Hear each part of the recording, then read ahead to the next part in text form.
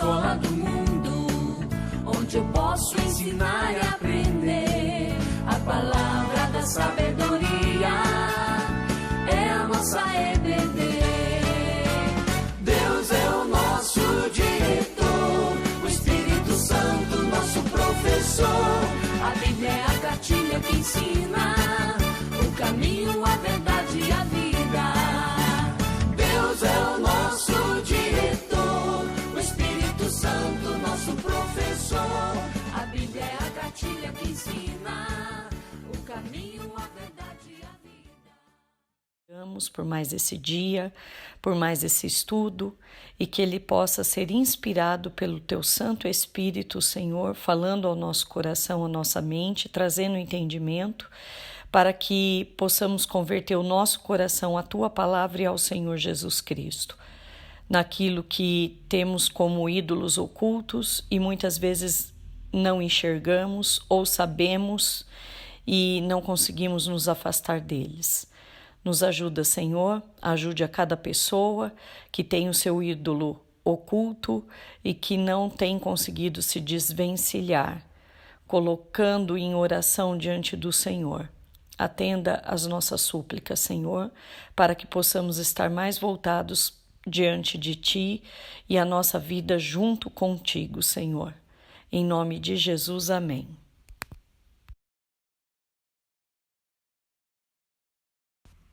A pergunta que fazemos: estamos realmente livres da idolatria?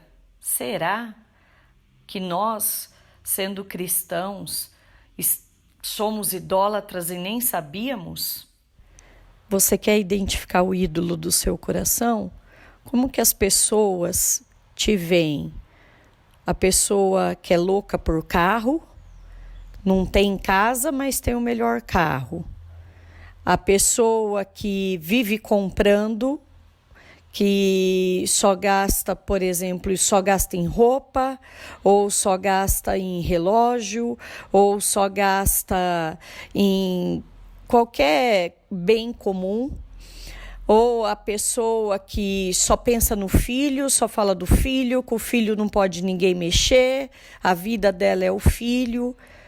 Começa a reparar e a refletir como você é conhecido lá fora, pelo que você faz ou pelo seu ídolo, que é aquilo que você faz, aquilo que você age.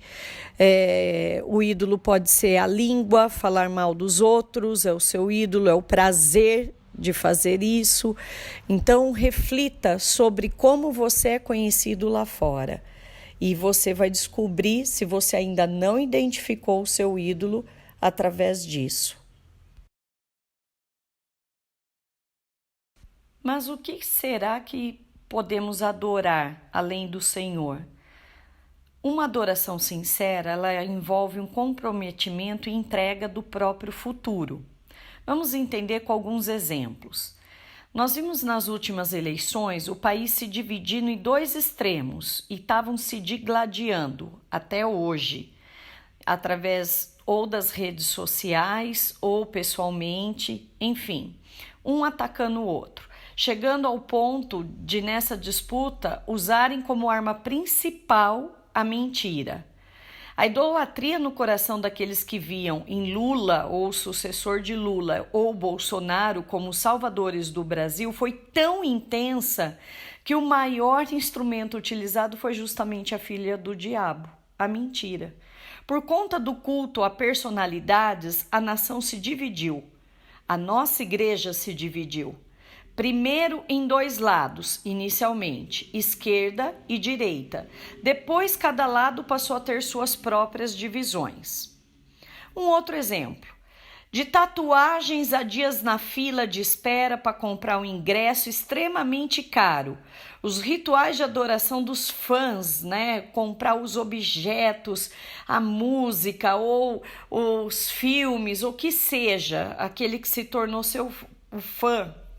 Carregam a mesma intensidade e envolvimento emocional das adorações pagãs dos primeiros séculos. Não é difícil encontrar pessoas que testemunhem terem recebido algum favor de seu ídolo. Vamos dar uma olhadinha aí em algumas histórias. Um dos exemplos é esse rapaz de 39 anos, Carl McCoy, que foi ajudado pela cantora Miley Cyrus no processo de separação dele. Ele acabou gastando $3.000, mais ou menos, em tatuagens em homenagem a ela. Um outro caso são pessoas, às vezes da igreja, a que frequenta, não necessariamente a um pastor, a um pregador, mas alguns membros da igreja, um presbítero, um professor, enfim, pessoas que citam negligentemente Mateus 7:1, que diz sobre não julgar para não seres julgados. Para quê? Para cobertar as heresias de seus pastores e pregadores preferidos. Não é difícil ver as pessoas defendendo ferrenhamente os pretensos homens e mulheres de Deus. Numa outra situação, eu coloquei a história dessa Linda Reza, que mudou o nome dela literalmente para senhorita Kanye Reza West. Para quem não sabe, Kanye West é um cantor americano casado com uma das Kardashians, que é famosas pelos seriados delas, né? Começou assim e, enfim, temos até no Netflix hoje esse seriado. E perguntaram para ela por que ela havia modificado o nome dela, e ela falou para provar o amor dela pelo cantor. Então, uma outra prática comum na antiguidade era colocar o nome dos filhos ou da pessoa em favor a algum ídolo. Era a adoção de algum nome que já era usado por alguma divindade. Aí você fala, mas Tanise, por que você pôs seu nome então aí completo, né? Porque eu acredito que algumas pessoas também passaram por isso antigamente, tá? Não tão antigamente como a questão da época de Moisés, da época de Abraão, enfim. Os pais colocavam um nome seguido do ídolo de imagem, escultura, em homenagem a algum santo que ele era devoto para batizar os seus filhos. E era uma das proibições, chegou até a ser da Igreja Católica, se você não tinha um segundo nome referente a um santo, principalmente as mulheres.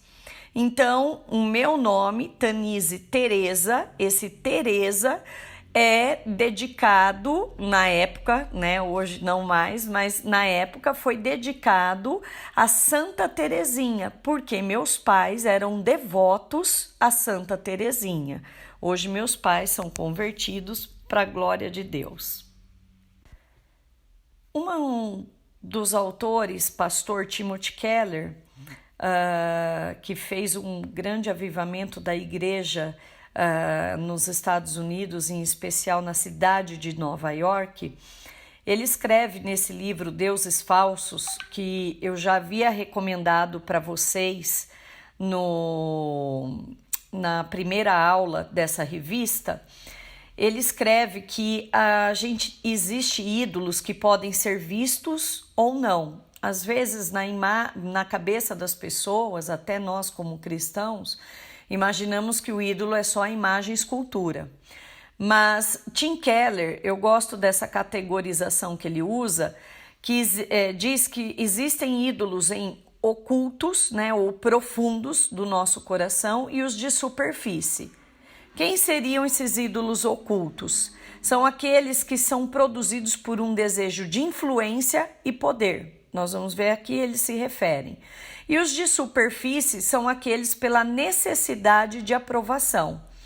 Ele destaca no livro os ídolos da nossa cultura e sociedade que estão escondidos quer na nossa religião ou na nossa cultura. Aí eu coloquei para vocês o que nós devemos pensar como ídolos de cultura ou religião. Então, da cultura, qualquer esperança cultural dominante que não seja o próprio Deus é um falso Deus. Agora sim, com essa pessoa no governo, nós vamos ter esperança de um Brasil melhor, né? Nossa convicção, nós queremos desejar isso, lógico, queremos mudar a cara da nossa política, procurar melhorar, é normal isso, ele não pode ser um ídolo, um sistema, uma corporação, como eu coloquei no início da nossa aula. Os ídolos, então, não tomam apenas formas individuais, mas podem ser corporativos e sistêmicos. O sistema fornece alguns ídolos para nós que nem imaginávamos. Eu nem coloquei aqui, mas o ídolo do celular, da tecnologia, né? Pessoas que ficam o dia inteiro, não conseguem ficar longe do celular, né? Acaba comprando muitas vezes até mais de um celular, porque um é particular, o outro serve para determinada coisa. Então a pessoa cada vez mais presa à questão da cultura, a questão de uma música, mas a letra é ruim, mas a música batida é gostosa, né? Então a cultura, esse tipo de vamos fazer um movimento no nosso país com a esperança de modificar esse tipo de pensamento. Novamente, vou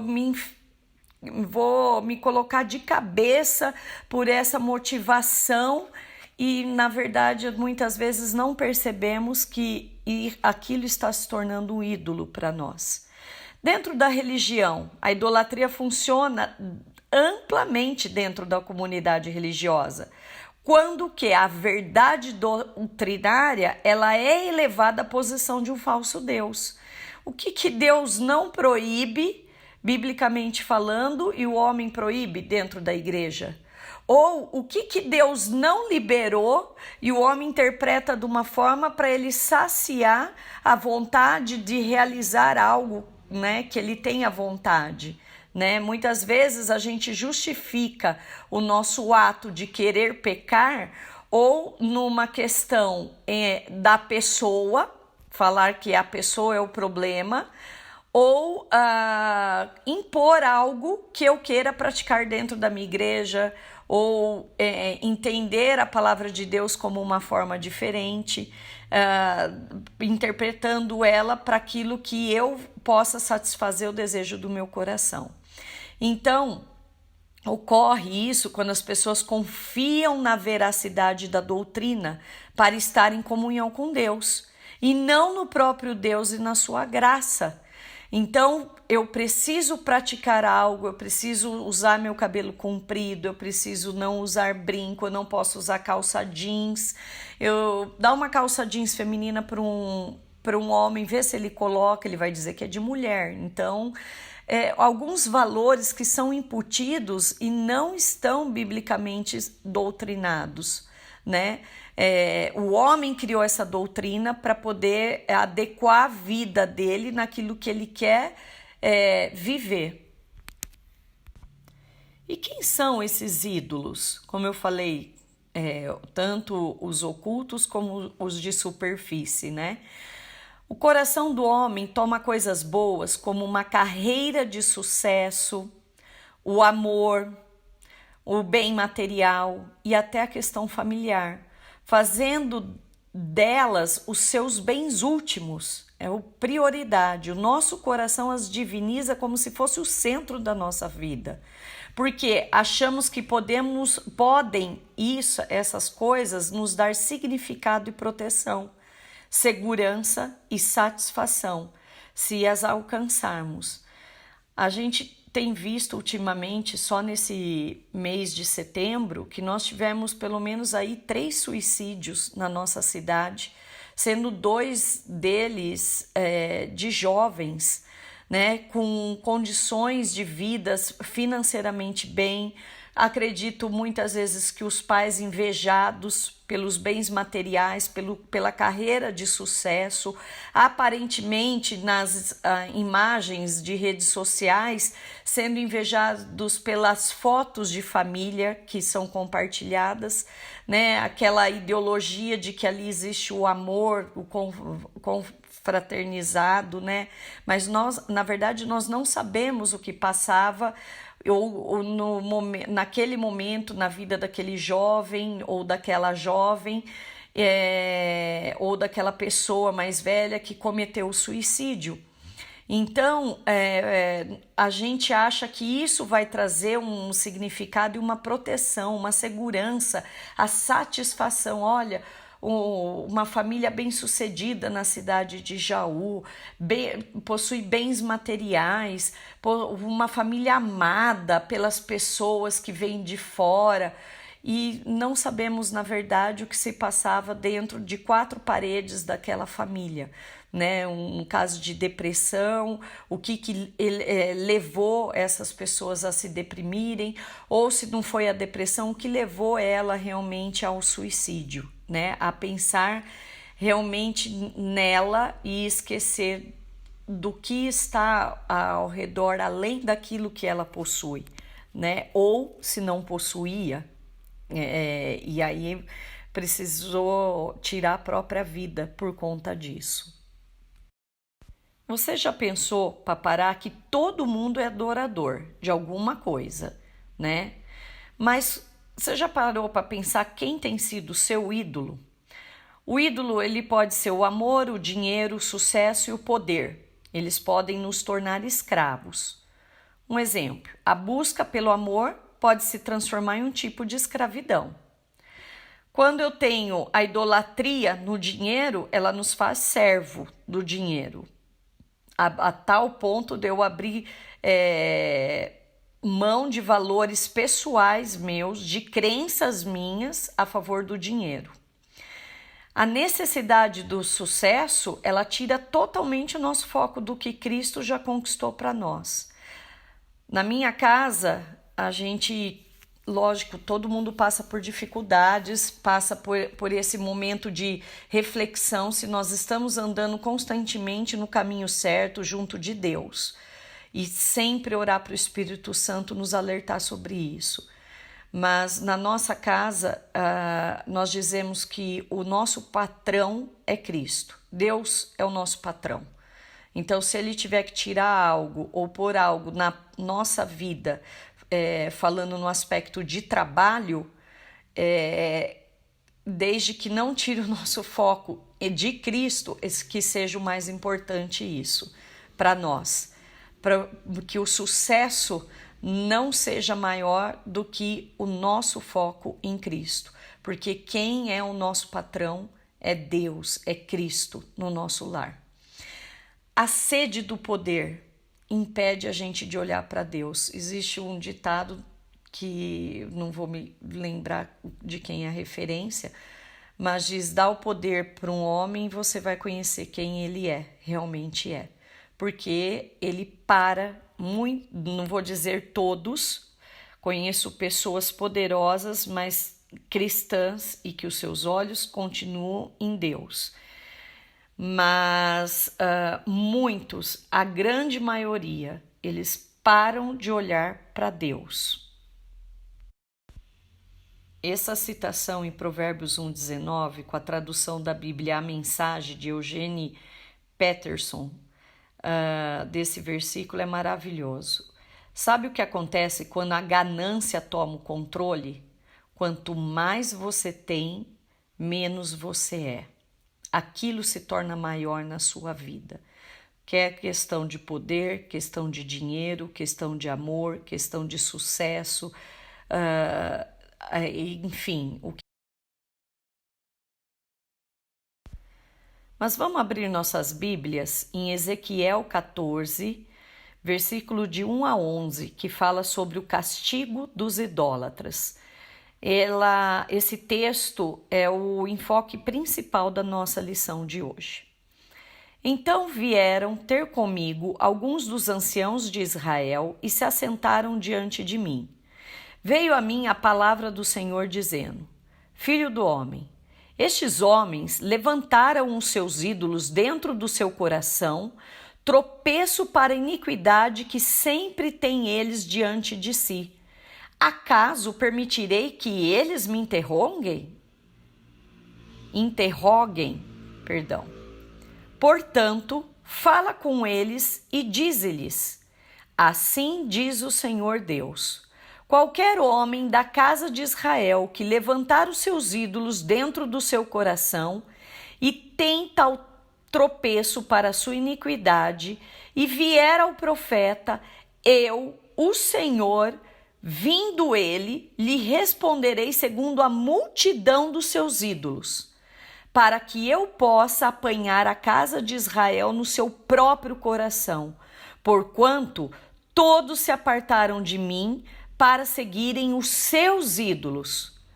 Portanto, dize à casa de Israel: assim diz o Senhor Deus: convertei-vos e apartai-vos dos vossos ídolos, e dai as costas a todas as vossas abominações, porque qualquer homem da casa de Israel, dos estrangeiros que moram em Israel, que se alienar de mim e levantar os seus ídolos dentro do seu coração, e tiver tal tropeço para iniquidade, e vier ao profeta para me consultar por meio dele, a esse eu, o Senhor, responderei por mim mesmo. Voltarei o rosto contra o tal homem, e o farei sinal e provérbio, e eliminá-lo-ei do meio do meu povo, e sabereis que eu sou o Senhor. Se o profeta for enganado e falar alguma coisa, fui eu, o Senhor, que enganei esse profeta.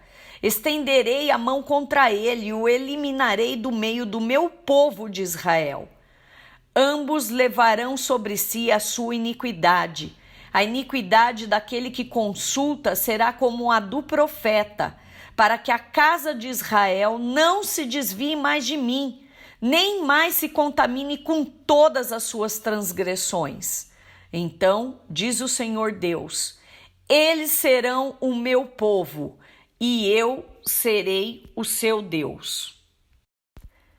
Só para a gente entender o contexto histórico, relembrando que Moisés, depois que se despede do povo e eles estão para entrar na terra de Canaã, junto com Josué, o povo adentra a terra e Deus manda destruir o povo que ocupava aquela terra para que eles tomem posse dessa terra.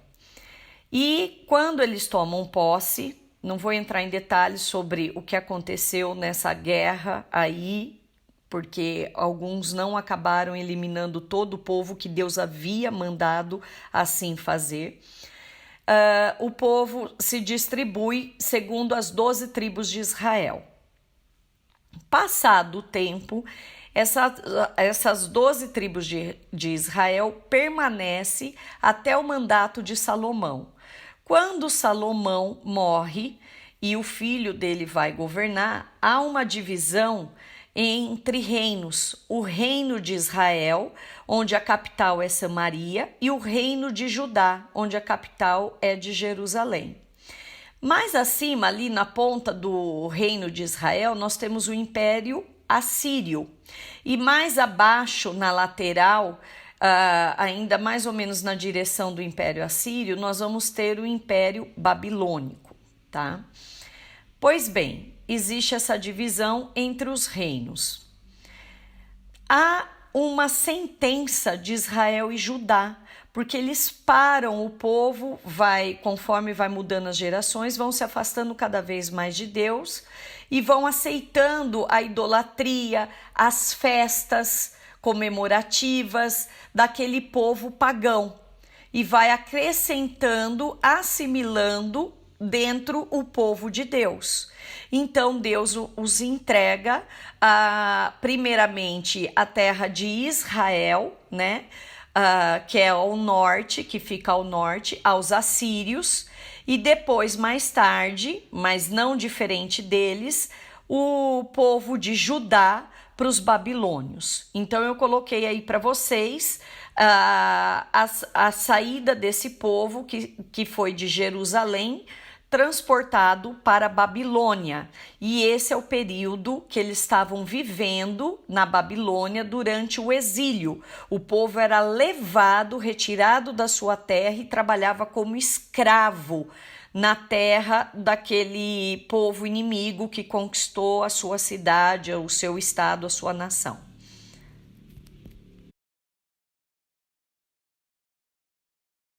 Então, nesse contexto histórico que eles estavam vivendo, o exílio na Babilônia, que vai surgir essa questão dos anciãos questionarem o profeta Ezequiel. E ele traz a resposta que Deus revela a ele, da maneira que o Senhor quer. E em 2 Reis, capítulo 17, 33, vai fazer a citação, porque ele vai contar esse período que eles estão vivendo o exílio na Babilônia, enquanto o livro de Ezequiel conta a profecia, o que Deus falava naquela época para o povo dele. Então ele coloca assim, em 2 Reis 17, 33, um versículo que nós encontramos também em Ezequiel capítulo 14. De maneira que temiam o Senhor e ao mesmo tempo serviam aos seus próprios deuses, segundo o costume das nações, dentre as quais tinham sido transportados. Calvino escreveu, aparece no estudo, no comentário bíblico da Reforma sobre Ezequiel e o livro de Daniel, faz a seguinte citação: Deus erigiu a sede de seu império em nosso coração, mas quando levantamos ídolos, necessariamente procuramos destruir o trono de Deus e reduzir o seu poder a nada. Por essa razão, o mais hediondo crime de sacrilégio é aqui mostrado nessas pessoas que permitiram que os ídolos se elevassem por cima do seu coração, pois daqui segue-se que todos os sentidos deles submergiram em suas superstições. E aí, irmãos, diante de todo esse contexto, se você ler o livro de 2 Reis, você lê sobre Ezequiel, você vai entender por que nós devemos tomar cuidado com a questão de ídolos, principalmente hoje que nós vivemos no mundo, mas não somos do mundo, com festas, com comportamentos, com sociedades, com mesmo os nossos filhos na escola, uma luta dentro de educação, do cristão diferente com a luta do povo pagão, do povo idólatra. Então, esses cuidados devem estar dentro do seu coração. E se você não tem como argumentar isso com outro irmão cristão, se você não tiver o conhecimento dessas passagens, desse contexto, e passar a entender por que você não participa de certas sociedades, de certas festas, de certos comportamentos do nosso meio. E aí eu pergunto para você, como que você identifica o ídolo oculto? A pergunta, o que em sua vida você não consegue dizer não? Pode ser um não para uma pessoa, pode ser um não para o seu próprio trabalho, para a sua própria carreira, pode ser não para o seu marido, para sua esposa, pode ser um não para o seu filho, para os seus parentes, para a sociedade, enfim, para o mundo. O que você justifica para continuar agindo da mesma maneira? Qual a motivação? O que comanda a sua vontade, seu desejo e suas ações? A minha vontade de vivenciar aquilo, porque eu estou nessa idade, porque eu estou nessa nova fase de vida, justifica ou está se tornando o seu ídolo? É mais importante do que a sua caminhada com o Senhor? Se a resposta a essas perguntas for algo ou alguém que não seja Deus, então você acabou de identificar o ídolo do seu coração. Você se lembra do jovem rico? No Evangelho de Lucas, no capítulo 18, do versículo 18 a 22, que ele chega e fala para Jesus, eu faço isso, eu faço aquele outro, eu tenho todos os mandamentos no meu coração, pratico tudo, e Jesus vira para ele e falou assim, pois muito bem, Jesus sabe que ele faz mesmo, mas pega tudo que tens, vende e me segue.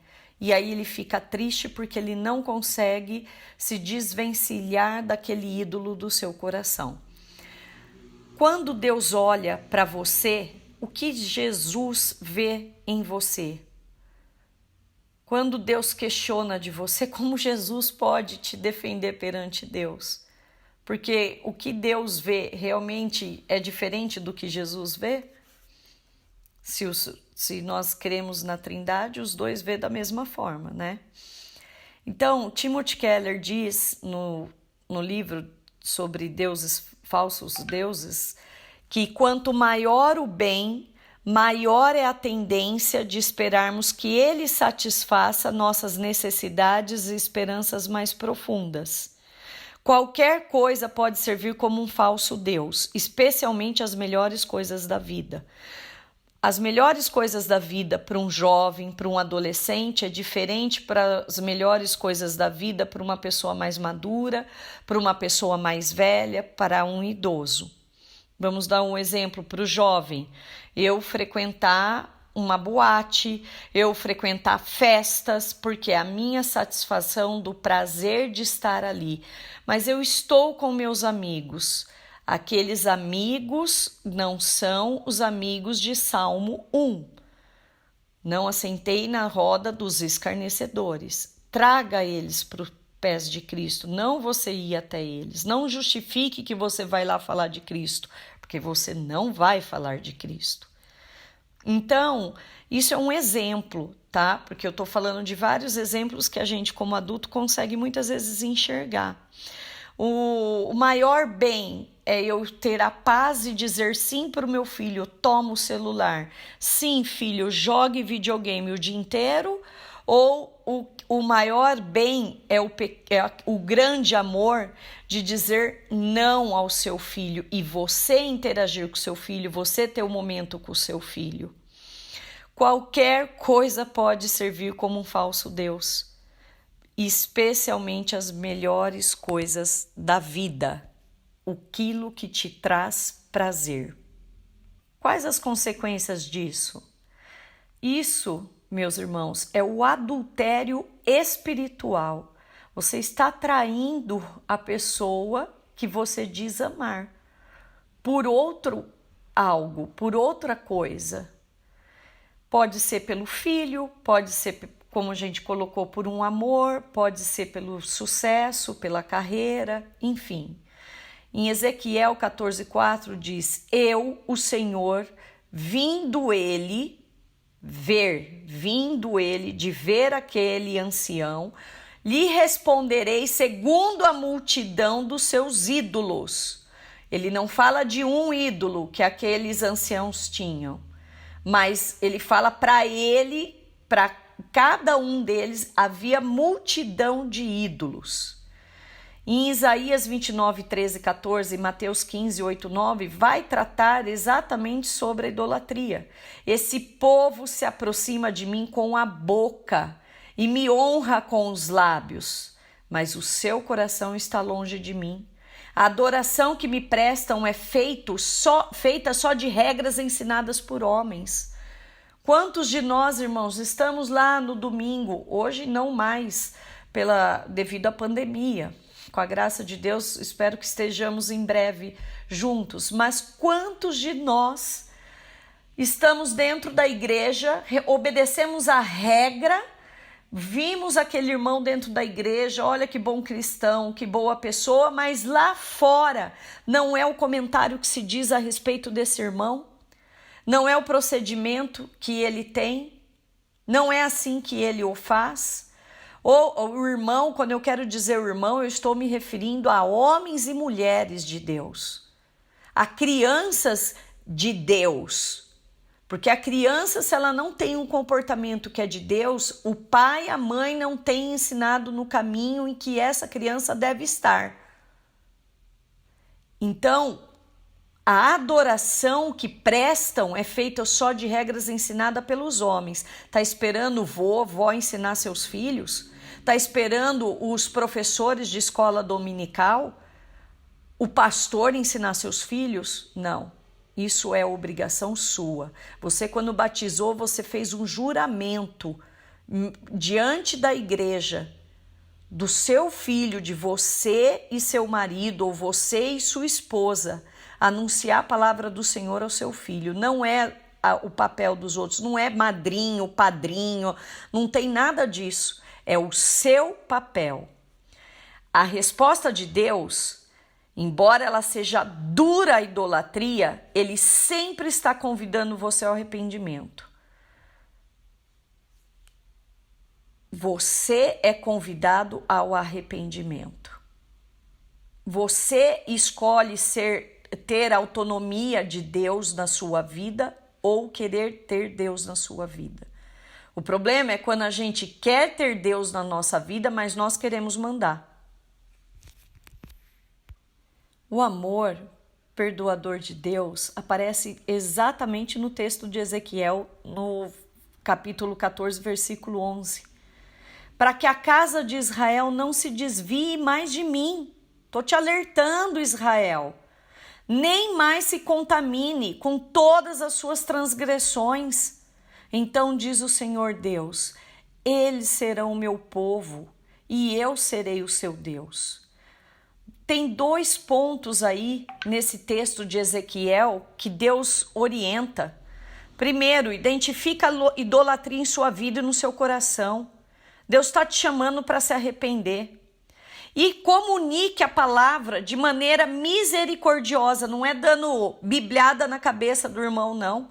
Destaca o perdão divino à pessoa.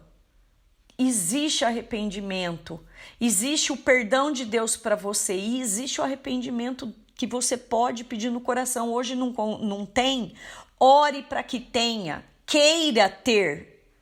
Já é o início. E Deus vai estar sempre pronto a te perdoar, sempre pronto a te amar.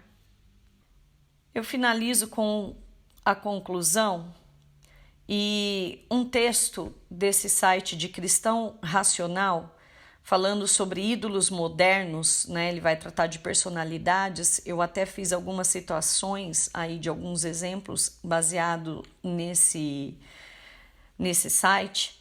Diz que o homem por si só não tem nada a oferecer ao outro. E quando falo de homem, me refiro também a sistemas humanos, que não seja apenas uma projeção de si mesmo, logo, pecado.